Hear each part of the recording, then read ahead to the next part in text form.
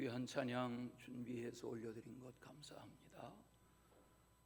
이 세상을 살아가는 인생들이 태어나서 세상을 떠나기까지 평안하게만 살다 가는 사람은 아마 한 사람도 없을 것입니다.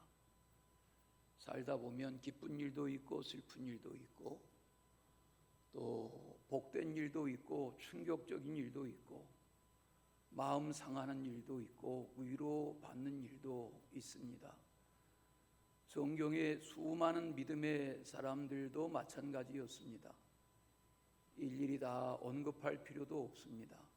우리가 아는 믿음의 조상 아브라함, 이삭, 야곱, 또 그 아들들 중에 요셉, 출애굽 시대의 모세, 기드온 같은 사사 시대의 인물, 우리가 아는 다윗, 그 시대의 수많은 역사 속의 선지의 사람들, 이사야라든지 예레미야라든지 무슨 엘리야라든지 엘리사라든지 또 역사적인 인물 느헤미야라든지 다니엘이라든지 다 고난과 시련과 남들이 겪어본 적이 없는 어려움을 소화해낸 사람들인 것을 압니다. 예수님의 오실 길을 예비했던 세례 요한, 또 예수님의 제자들의 나중, 또 세례 요한 같은 인물뿐만 아니라 사도 바울의 순교자의 길을 걸어간 그런 모습들, 믿음으로 살아가는 이들이 다 평안하게 안식 속에만 산 것이 아니라 수많은 우여곡절들을 극복하며 살아간 것을 우리는 잘 압니다. 마치도 찬송가의 가사처럼 불같은 시험 많으나 이기고 삽시다 하는 찬송가처럼 시험이 있지요. 계속 시험이 있지만 견뎌내며 살아야 하고 이겨내며 살아야 하는 것이 믿음의 사람의 모습인 줄로 압니다. 이번 토요일이 6월 25일이죠. 우리 중에 전쟁을 겪은 세대는 몇 분 되지 않습니다.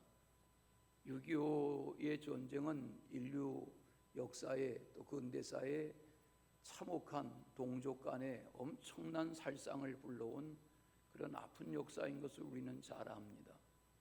이 시대에도 지구 저편의 전쟁의 소식으로 인해서 우리의 마음을 우울하게 하고 아프게 합니다.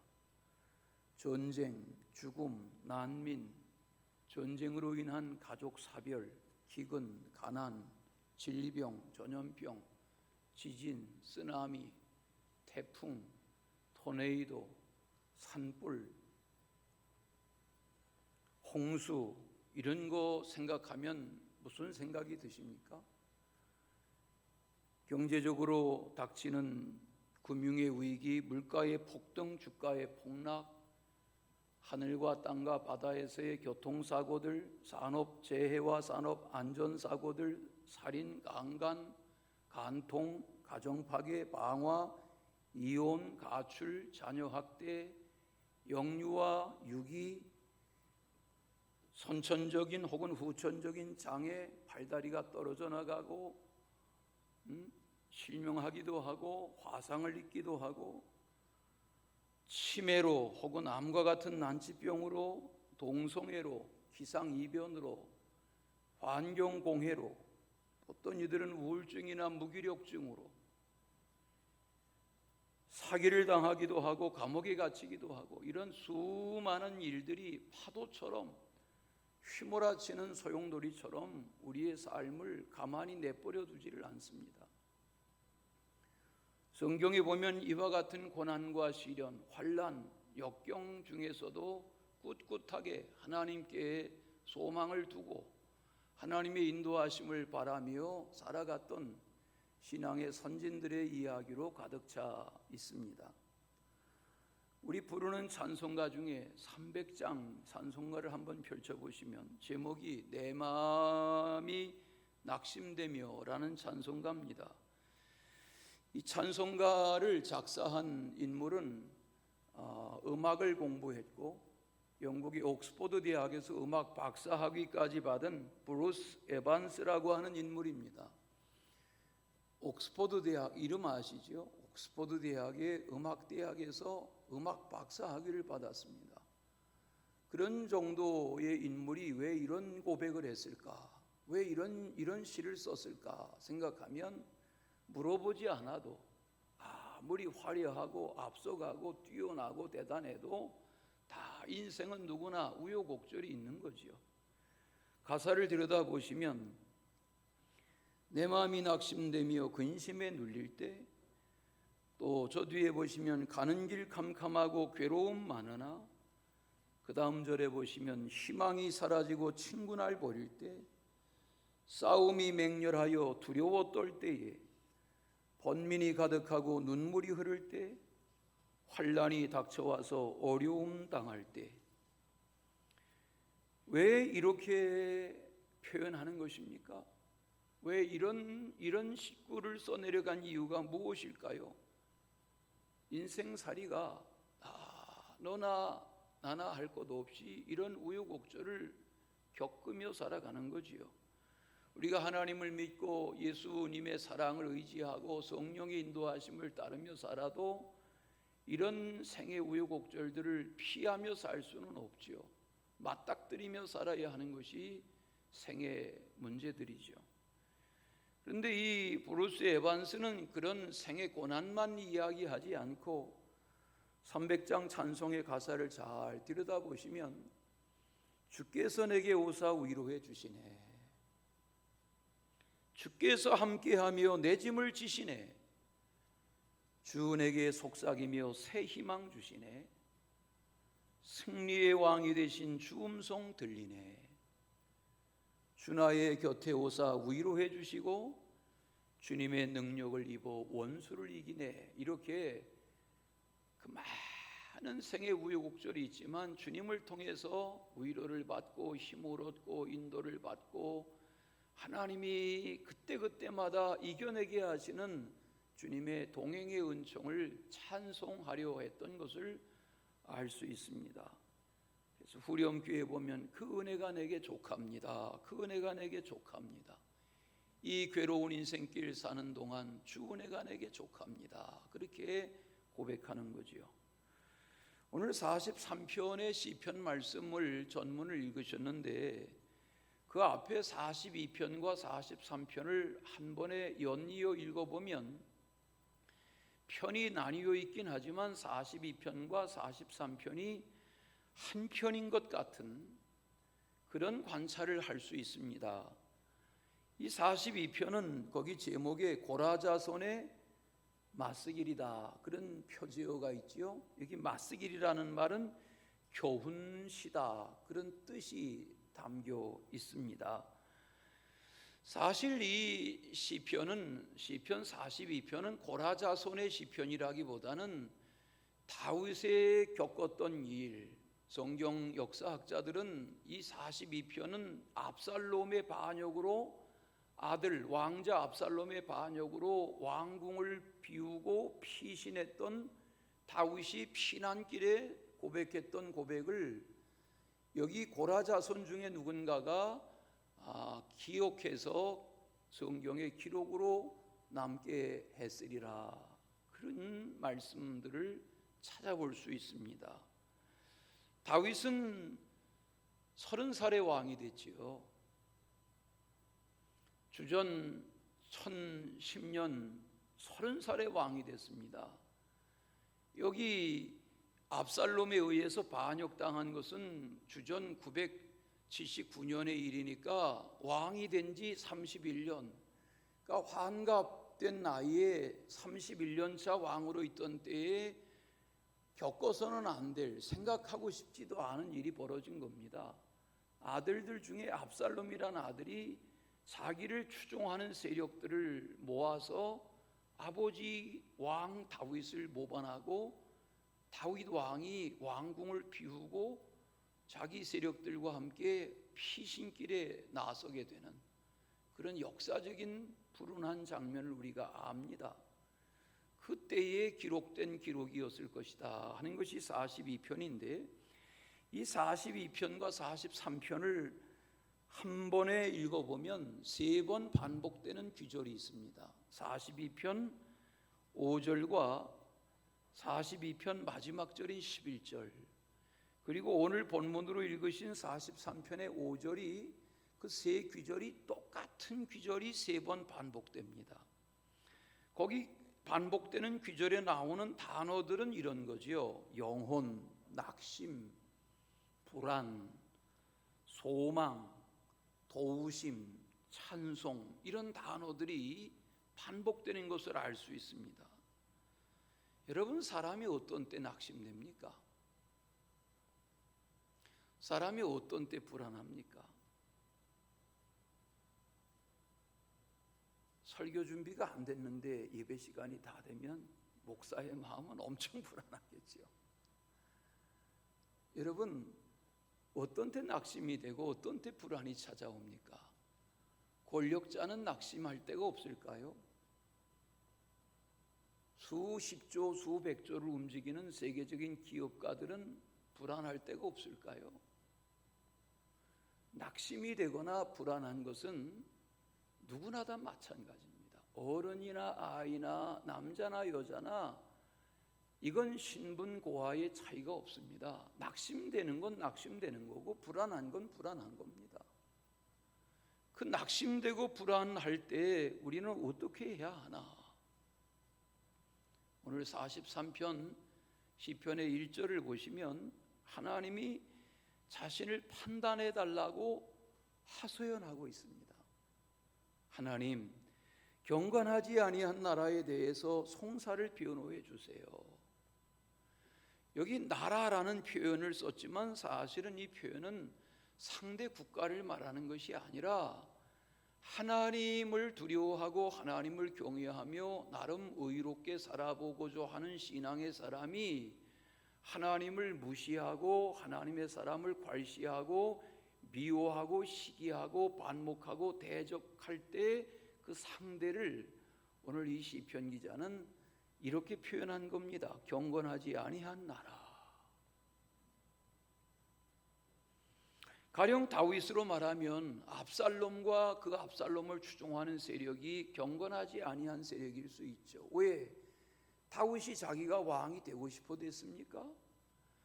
다윗은 내버려뒀으면 그냥 베들레헴에서 아버지 이새의 막내 아들로 아버지가 돌보던 양떼 돌보며 시골에서 평범하게 별 큰 걱정 없이 그렇게 과수나무 가꾸며 양떼를 몰며 그렇게 평생을 살았을 수도 있습니다. 그런데 하나님이 그를 10대 때 기름 붓고 우여곡절을 거쳐서 나라를 맡기고 왕이 되게 하고 지금 30년째 나라를 통치합니다. 당시에 나라라는 것이 이웃과로 하면 블레셋의 침략이 계속되던 사울 왕 때를 이어서 다윗의 때에도 국가가 안정되지 않는, 언제 전쟁이 어느 구석에서 또 벌어질지 모르는 그런 불안한 국제 정세 속에서 나라를 살림하는 일이, 우리는 통치자 하면 대단하다 좋겠다 하지만 여러분, 나라를 통치하는 것이 나라가 크든 작든 쉬운 일입니까? 더군다나 그런 가운데 아들이, 왕자가 아버지의 왕의 지위를 빼앗으려고 했으니 이런 일이 어디 있습니까? 그런 어려움 속에 지내던 것이 다윗이었고 그의 고백이라 여겨지는 말씀이 오늘 본문에도 이어지는 걸 봅니다. 자, 그러면 그런 지경에 낙심될 만도 한데 불안한데 오늘 이 시편 기자는 뭐라고 고백하고 있습니까? 어떻게 하자는 것입니까? 말씀해 보시면 건지시는 하나님께 소망을 두라 하는 것입니다. 건지시는 하나님께 소망을 두라. 1절에 보면 간사하고 불의한 자에게서 나를 건져주세요. 현대인의 성경에 보니까 악하고 거짓된 자에게서 나를 구해주세요 그랬습니다. 세상에는 간사한 이들, 거짓된 이들, 악한 이들 많습니다. 만약 다윗의 왕정기가 그런 아들의 모반으로 신도 신지 못하고 도망치듯 해야 했던 왕궁을 벗어난 그런 피신길에서 하나님의 도우심으로 회복되지 못했다면 다윗의 끝은 그렇게 초라하게 끝나고 말았을 것입니다. 그런데 피신길의 다윗의 고백을 보면 하나님이 분명히 나의 앞날을 회복시키실 것이다, 그런 하나님을 향한 소망이 분명했던 것을 봅니다. 왜? 하나님이 건지어 주시기를 바라는 기도는 하나님이 건지시리라고 하는 그의 소망이고 믿음이기 때문입니다. 1절 말씀에 나를 변호해 주세요, 나를 건져 주세요, 이것은 간규이고 절규가 아닙니까? 여러분, 성경을 읽다 보면 사무엘상 15장 30절에 이 말씀의 배경과 같은 다윗의 생애의 장면이 나옵니다. 반역이 일어났습니다. 아들 압살롬이 추종하는 군대와 세력을 이끌고 왕궁에 쳐들어옵니다. 왕을 호위하는 호위 무사가 없었겠습니까? 왕궁을 지키는 군대가 없었겠습니까? 그런데 어찌된 연고인지 다윗이 자기를 추종하는 세력들, 자기를 비호하는 그 왕궁의 권력자들과 함께, 군대와 함께 왕궁을 비우고 피신하는데 성경은 그 장면을 이렇게 기록합니다. 사무엘상 15장 30절, 다윗이 감람산 길로 올라갈 때에 그의 머리를 그가 가리고 맨발로 울며 가고 그와 함께 가는 모든 백성들도 각각 자기의 머리를 가리고 울며 올라가니라. 다윗이 피신하는데 얼굴을 가리고 울면서 기드론 시냇가를 거쳐서 그 예루살렘 성의 맞은편 언덕산이 감람산이거든요. 그 감람산으로 피신을 가는데 신도 신지 않았어요. 왕이 맨발로 울면서 얼굴을 가리고 그리고 피신하고 있어요. 상상이 되십니까? 우리가 살다 보면 이런 충격적인 일을 겪을 때가 있지요. 겪을 수 있지요. 피할 수 없는 그런 어려움의 날이 있지요. 이가 덜덜덜덜 떨리고 두 무릎이 후들후들 떨리는 그런 충격적인 사건을 겪을 때가 있지요. 그게 개인적으로든 가정적으로든 왜 우리가 이런 일을 겪어야 하나, 그런 일이 있지요.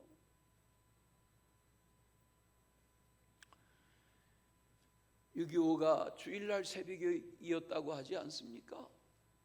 그렇게 시작된 전쟁이 휘전으로 끝났지만 우리는 그 후유증을 지금도 겪고 있지 않습니까?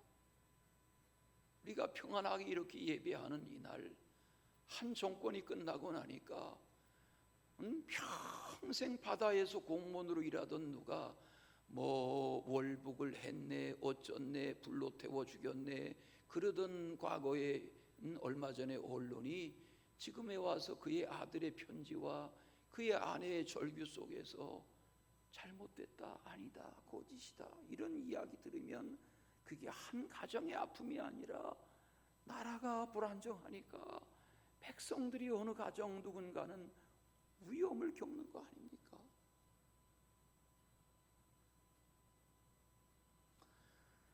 우리는 도움이 없이는 살 수 없습니다. 그게 이웃 나라의 도움이든 열방의 도움이든 이웃 사촌의 도움이든 누구의 도움이든 도움 속에 사는 것입니다. 생각해 보십시오. 출애굽이 누구의 힘입니까? 광야에 나간 백성들 누가 물을 먹였고 누가 만나를 먹였고 누가 메추라기 먹였습니까? 누가 구름으로 가리웠고 누가 불기둥으로 인도했습니까? 이렇게 성경을 들여다보면 물론 사람의 노력과 수고가 있지만 사람의 힘으로 홍해를 갈랐습니까? 사람의 힘으로 그 많은 무리가 생수의 문제와 만나의 문제를 해결했습니까? 도우시고 건지시는 그분의 은혜, 하나님의 도우심이 있습니다. 우리를 질병에서 건지고 사고에서 건지고 위험에서 건지고 사건에서 건지고 재앙에서 건지고 두려움에서 건지고 그리 아니하실지라도 우리는 이 세상을 살아가며 그 많은 우여곡절 속에서 건져주시는 하나님의 은혜를 사모하고 의지하며 사는 거지요. 베데스다 연못가에 38년 된 병자를 누가 그 질병에서 건져줬습니까? 12의 혈루병, 12년 하혈하던 여인의 병을 누가 해결해 줬습니까? 아버지처럼 의지하던 죽은 나사로를 누가 살려냈습니까? 회당장의 죽은 딸을 누가 살려냈습니까? 남편처럼 의지하던 나인성 과부의 아들은 누가 살려냈습니까?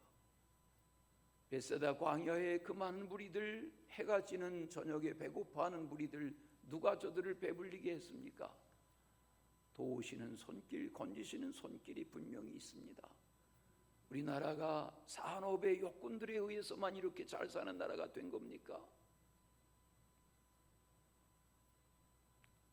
우리와 같은 어려움을 겪었지만 이렇게 잘 살게 된 것은 그분의 도우심이고 주님의 은혜가 아닐 수 없습니다.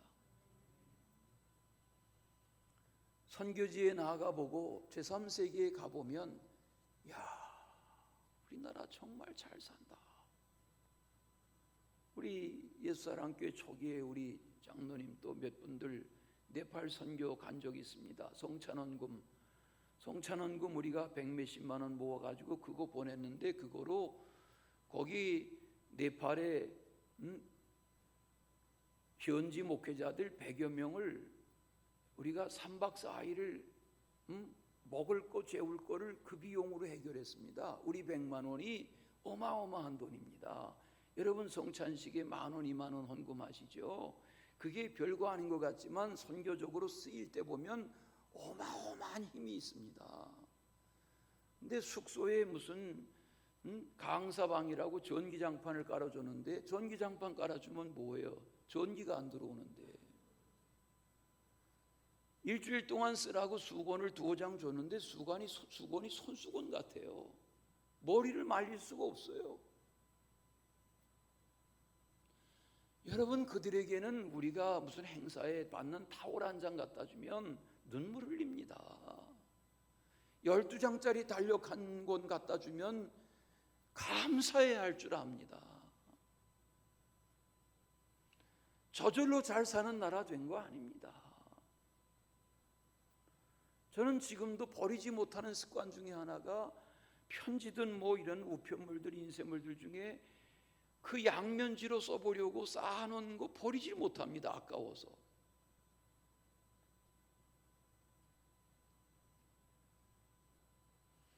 여러분 태어나니까 두루마리 화장지가 있었습니까? 장로님 말씀 좀 해보세요. 태어나니까 두루마리 화장지가 있었습니까? 물티슈가 있었습니까?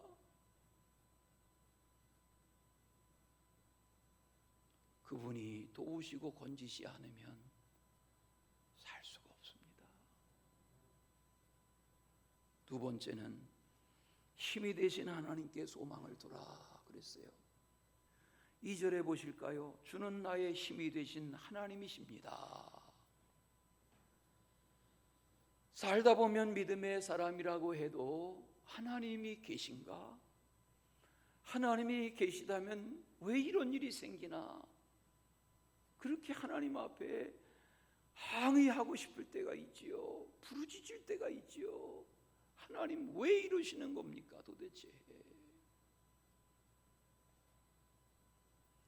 오늘 시편 기자가 말하잖아요. 43편 2절에 보세요. 어찌하여 나를 버리셨나이까?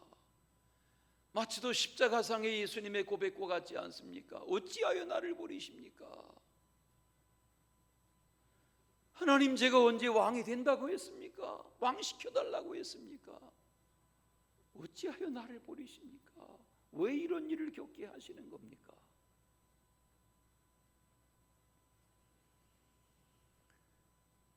절망적인 탄식이라 여길 수 있지만 아닙니다. 가만히 앞뒤를 들여다보면 여기 2편 2절 말씀에 어찌하여 나를 버리십니까 하는 표현은 절망이 아니라 힘이 되신 여호와의 도우심과 구원의 은혜를 의지하는 간구입니다. 여러분 아무리 최고급 자동차라도 타이어에 문제가 생기면 앞으로 가지 못합니다. 지금 자동차 산업이 굉장하지만, 또 우리나라 자동차 산업이 대단하지만, 여러분 자동차라는 이 기계 구조가 다른 거 다 완벽해도 거기 타이어, 요즘은 타이어와 튜브도 따로 되어 있지 않답니다. 일체형이랍니다. 뭐 말은 아시나요? 타이어는 타이어고 튜브는 튜브인데 타이어와 튜브가 일체형으로 되어 있답니다, 요즘은. 그런데 그 타이어라는 게 기능이 뭡니까? 그 타이어 안에 내용물이 뭡니까? 대답 좀 하세요. 공기라고. 여러분, 공기를 압력한 압축 공기의 힘으로 타이어의 기능을 하는 겁니다. 아무리 수억짜리 최고급 자동차라도 그 타이어에 일정한 압력의 바람을 넣을 수 없으면 자동차의 기능이 불가능합니다. 그러면 자동차도 사람이 만들고 타이어도 사람이 만들었지만 그 타이어 속의 공기는 누가 만든 겁니까?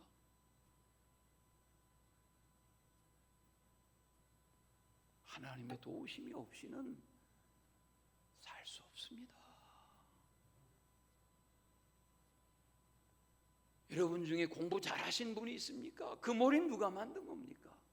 재주가 좋으신 분이 있습니까? 그 재주는 누가 주신 겁니까? 분별력과 판단력이 남다르고 명석하고 순간적인 지혜와 대화의 태블에서 앞선 견해를 말하는 사람이 있습니까? 그런 분별력은 누구에게서 주어진 것입니까? 자랑할 게 없습니다. 마치도 제가 예를 드는 겁니다. 자동차가 대단해도 거기 타이어에 넣을 수 있는 공기의 주입이 불가능하다면 그냥 고철 덩어리에 불과한 것처럼 그분에게서 힘이 와야 됩니다. 말씀해 보시면 주는 나의 힘이 되십니다. 주님이 힘이십니다.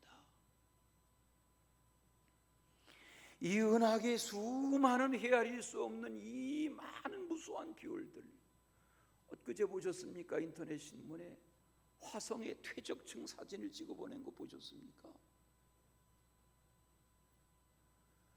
이 엄청난 은하계들, 이 엄청난 태양계들, 이 해와 달, 이 창조의 질서와 신비 가운데 보면 와, 이 우주의 모든 질서의 힘의 근원이 어디서 오는가? 혼돈과 흑암과 공허 가운데 말씀하신 창조자의 빛이 있으라는 말씀 속에 빛이 있게 되었고 이것이 창조의 시작인 것 보면 맞습니다. 그분이 힘이시고 그분이 힘의 근원이신 것이 맞습니다. 나의 체력, 나의 지력, 나의 기억력, 나의 인지 능력, 나의 분별력, 나의 감성 지수, 나의 대인관계 능력 다 생각해 보면 그분에게서 힘으로 주어진 것입니다. 차이가 있을 뿐입니다.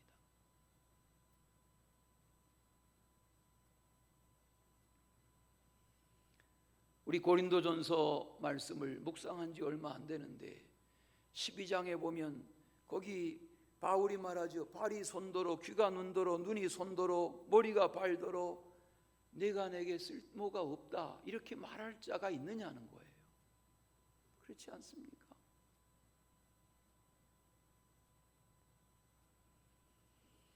다윗이 시편 18편 1절에서 이렇게 고백합니다. 나의 힘이 되신 여호와여 내가 주님을 사랑합니다. 나의 힘이 되신 여호와여. 시편 147편에도 보니까 거기 10절과 11절에 여호와는 말의 힘을 즐거워 아니하시며 말 아시죠? 소말 말의 힘을 즐거워 아니하시며 사람의 다리도 기뻐 아니하시고 사람의 다리 예? 아시죠? 손흥민의 다리 예? 이만기의 다리 예?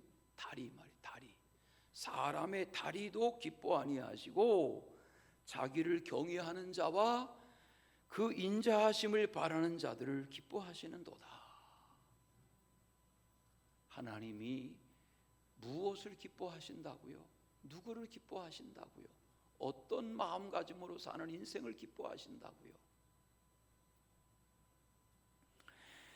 나의 인생의 힘의 근원이 오직 주님이십니다. 이런 고백 속에 사는 우리 모두가 되기를 축원합니다. 마지막은 찬송받으실 하나님께 소망을 두라 그랬어요. 다윗은 우리가 아는 대로 말씀의 사람, 시편의 사람, 찬송의 사람, 기도의 사람이지요. 성전 건축을 열망했던 사람이지요.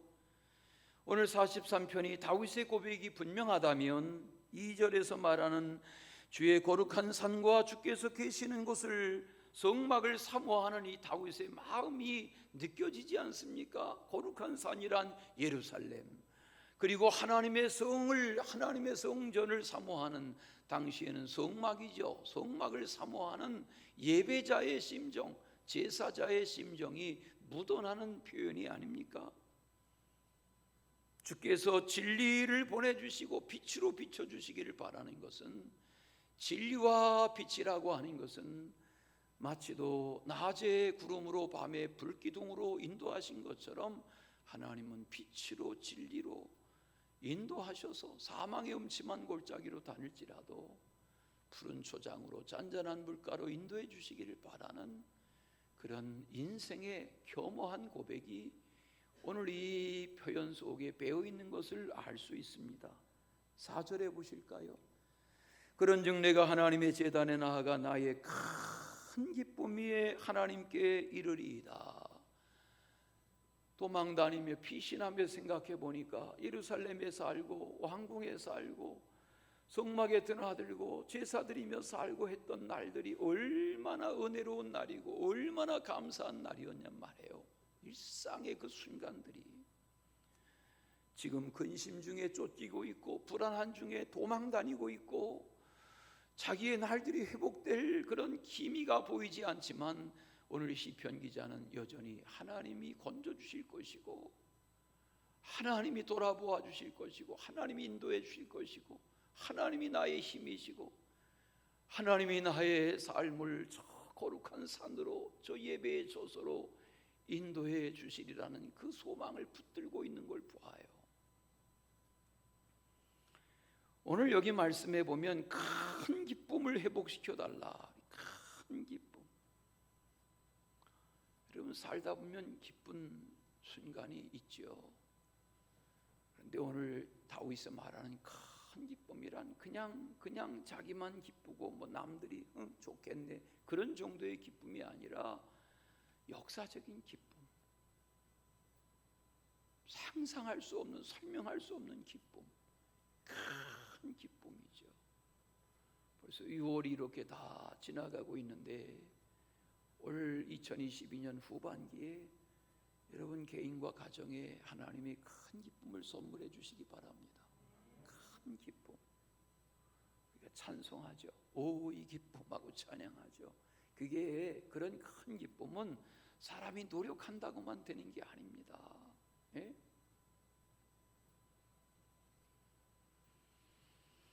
오늘 말씀해 보시면 이 시편 기자가 하나님을 표현하는데, 하나님을 부르는데, 하나님, 나의 하나님 그렇게 불러요. 하나님이여, 나의 하나님이여.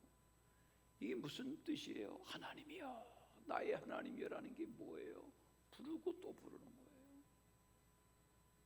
그제 우리 금요일 밤 모여서 찬양도 마음껏 부르시고 기도도 마음껏 하시고 그런 시간 가졌는데, 제가 금요일 오후 시간에 교회 뭘 급하게 물건을 하나 사느라 밖에 잠깐 나가면서 저녁 예배 찬양, 또 오늘 이 찬양을, 오늘 예수 안에 이 찬양 부를 텐데 이 찬양을 미리 계속 제가 유튜브로 들으면서 활동했어요. 그런데 이 찬양 부르면서 한 10분 이렇게 운전해 가는데 이 찬양 가사가 마음에 와서 닿았고 울컥 마음에 감격이 오르는데 눈물이 핑 돌아요. 차를 세우고 기도하고 싶은 마음이 생겨요.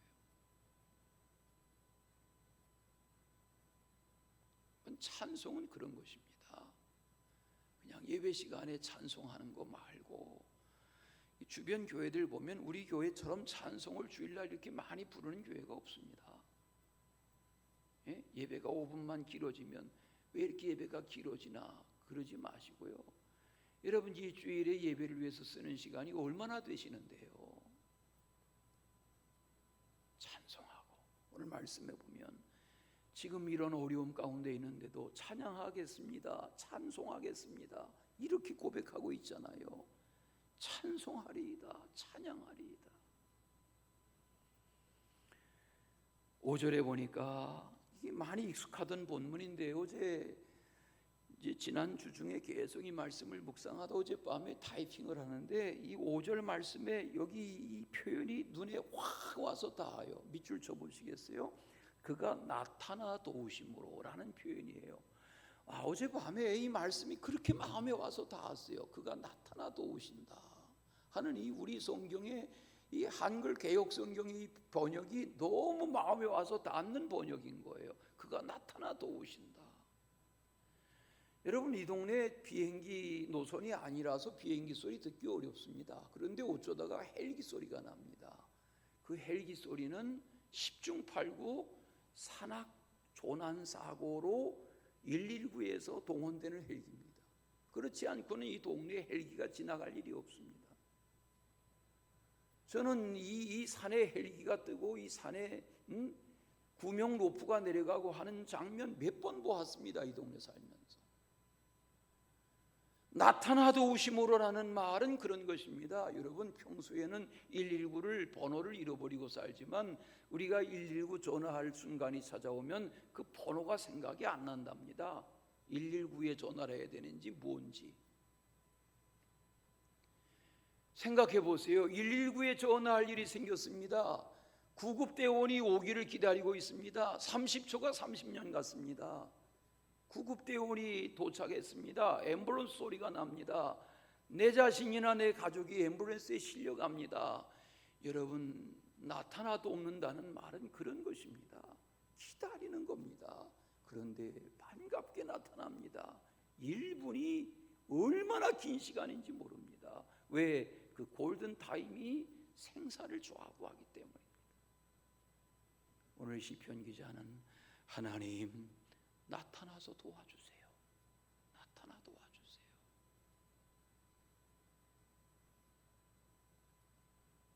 어느 큰 교회 목사님이 주일 준비하느라 토요일은 교회 사무실에서 침실이 있어서 칸막이 침실에서 자고 잠깐 자고 수만 명 교회 교인들이 몰려오니까 교회 사무실에서 밤을 지내고 설교 달고하고 그렇게 지내는데 그날 밤에 목사님 따로 사는 사택에 불이 났대요. 몰랐죠. 불이 난 것도 몰랐죠.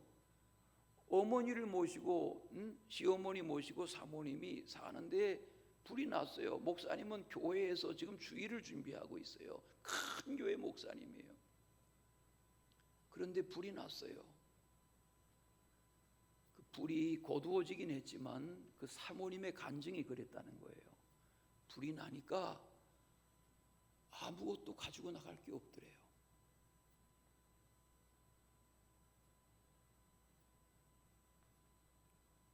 불이 났어요.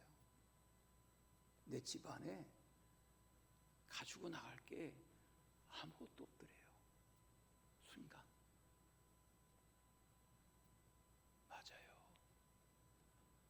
우리가 가지고 갈 게 아무것도 없어요. 다윗을 보세요. 왕인데 30년 고리 있던 왕인데 맨발로 왕궁을 버리고 피신하잖아요. 아무것도 의지할 게 없어요. 누가 나타나 도우셔야 돼요? 하나님이. 그래서 오늘 말씀은 이렇게 고백합니다. 5절을 보십시오. 너는 하나님께 소망을 두라. 그가 나타나 도우심으로 말미암아 내 하나님을 여전히 찬송하리로다. 그런 은혜가 함께 하시기를 축원합니다. 우리 찬양하십시다. 예수 안에 소망 있네 하는 낯설은 찬양이실 수 있는데 우리 가사를 잘 보시고 우리 함께 찬양하겠습니다.